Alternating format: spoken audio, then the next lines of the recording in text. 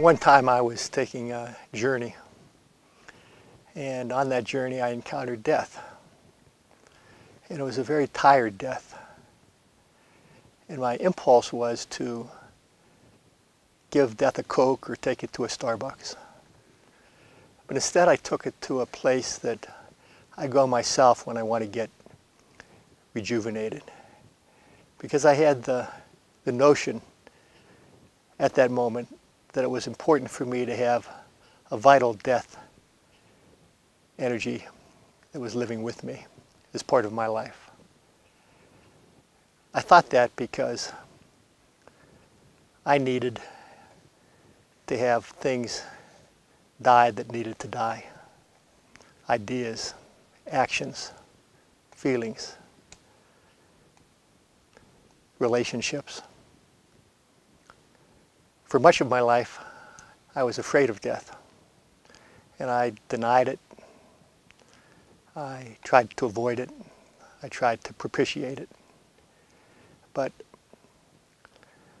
I've learned that I need to have a relationship with death so that death can inform me and do those things that it needs to do to prune the unnecessary, the detritus from me so that I can claim life as long as I'm living.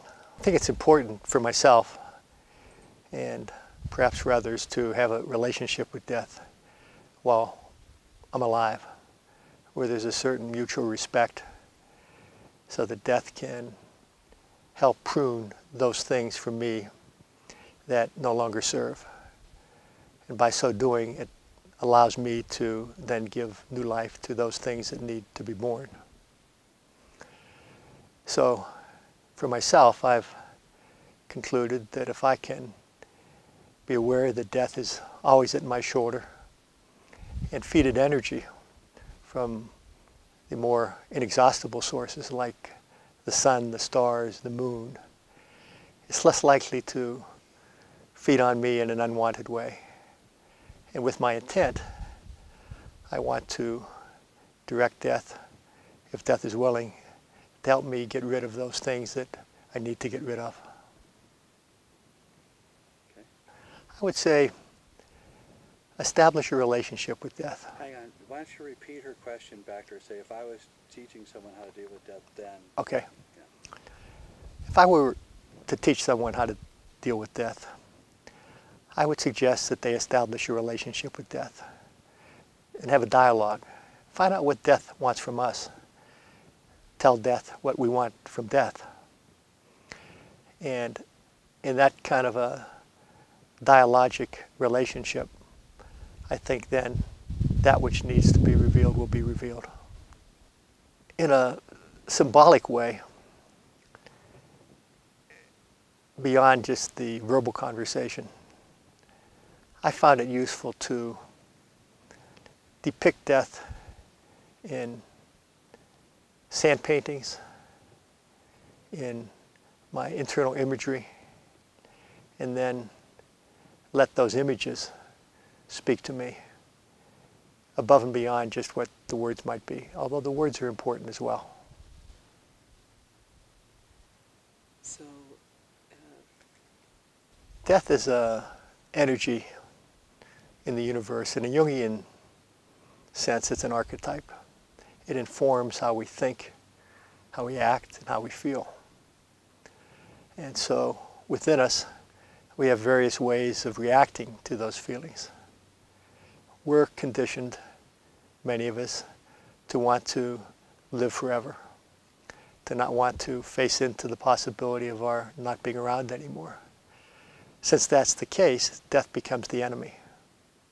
In other cultures that realize that this is just a transitional place and that there are other lives that we most likely will live, death is not to be feared, but rather to be an ally on the road to the next life that we may be living. do you believe there is such a thing as reincarnation?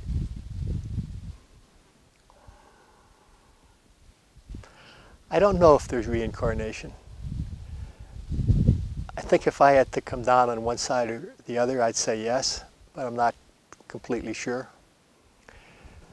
I'm not exactly sure what happens to our spirit when our bodies no longer can serve us.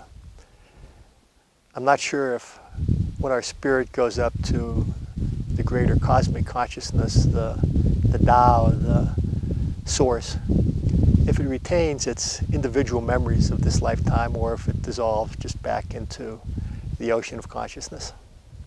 I think there's a greater chance of reincarnation than not, but I don't know for sure. I have wondered about what happens when we die, what information gets uploaded into the universe. And my feelings about that now are that it's not just facts and content that gets uploaded, because my notion is that the universe has known all the facts that ever were and ever will be.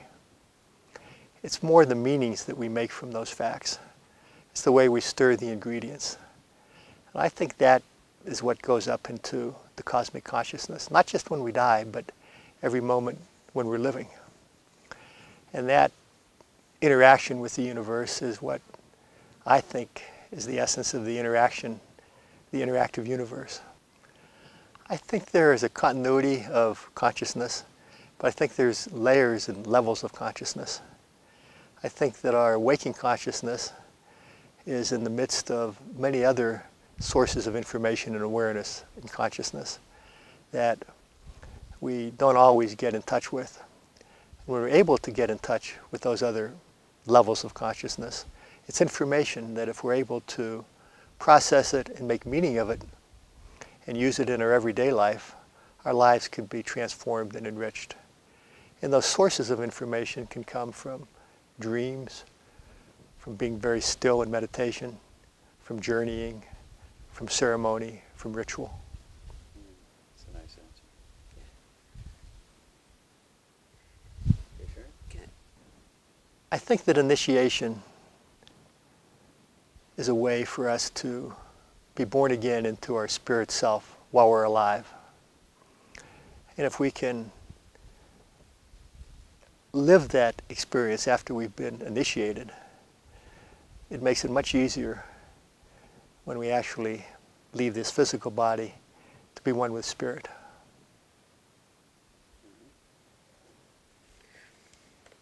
I think any transitional place can be initiatory in that it takes us from one state of being to another.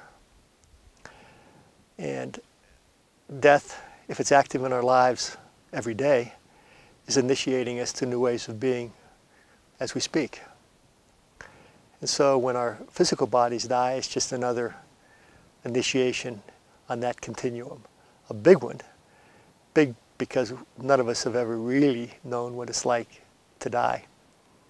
We've had near-death experiences, but to actually be dead and then come back, that's something that is not available to most men and women.